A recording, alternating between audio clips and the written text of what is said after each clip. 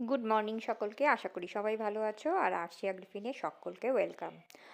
আর সকালবেলা এখন ওই বরের জন্য একটু বেগুন ভেজে দিচ্ছি, কারণ মাছ বাজার থেকে এসেছে। বেগুন টেগুন সবজি টবজি সবই এসেছে, বাট ধোয়াধুয়ি কিচ্ছু হয়নি, প্রচণ্ড তাড়াহুড়ো। তা সেই জন্যে আপাতত যে শুধুমাত্র বেগুন ভেজে দিচ্ছি। আর এই শাকটা দুপুরবেলা হবে, এটা মূলো শাক, ভাজবো আর কি। আর এদিকে তো রান্নাঘরের অবস্থা বিশাল ছত্রাখান, কারণ সকালবেলা যেরকম হয় সবার বাড়িতেই, এটার আলাদা করে বলার কিছু নেই। আমি তার সঙ্গে সঙ্গে একটু দুধ পাউরুটি খেয়ে নিচ্ছি। আর এদিকে হচ্ছে গিয়ে আমার পাখিদের সমস্ত জল রেডি করা হয়েছে, সমস্ত করা হয়ে গেছে। আর একটু ঘরেও এলাম, সেটা হচ্ছে এই স্প্রেটা আমি বেশ কয়েকদিন ধরে ইউজ করছি চুলে। চুলটা কিন্তু বেশ ঠিকঠাকই লাগছে। রোজমেরি ওয়াটারটা, মানে আমার একটু না হেয়ার ফল হচ্ছিল।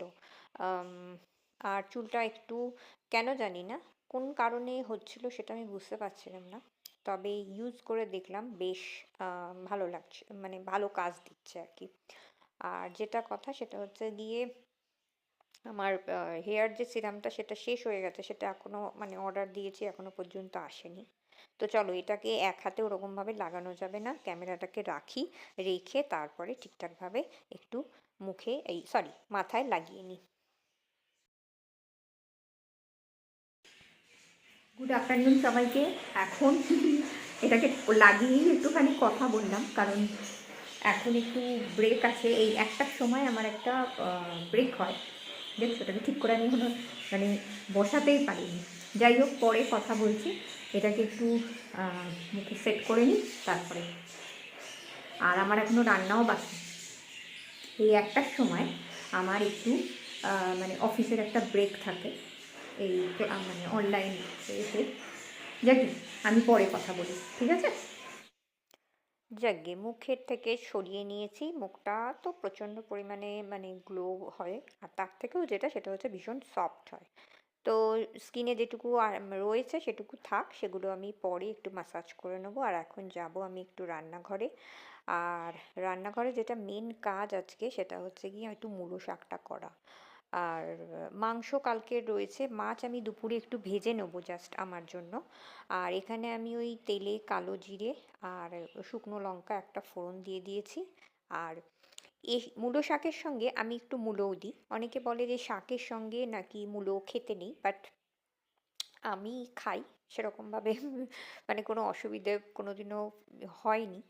আমাকে অনেকেই বলে যে মানে শাক আর মানে একই গাছের ফল আর শাক একসঙ্গে নাকি খেতে নেই, এরকম একটা কিছু, জানি না সেটা কোনো কিছু নিয়ম আছে কি না, অনেকে বলে।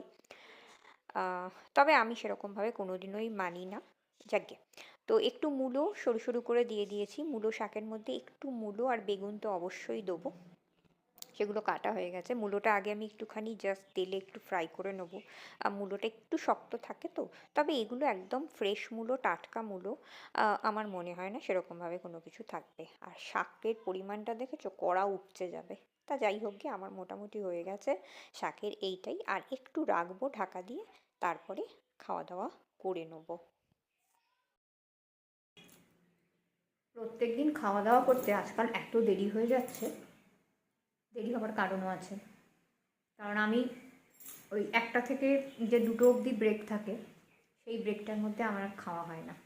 কারণ সকালবেলা যেদিন রান্নাটা আমি করে নিতে পারি সেদিন হয়তো ওই সময়টা খেয়ে নিই, বাট কমপ্লিট হয় না রান্না, কারণ সকালে মেয়ের কিছু রান্না থাকে, বরের কিছু রান্না থাকে।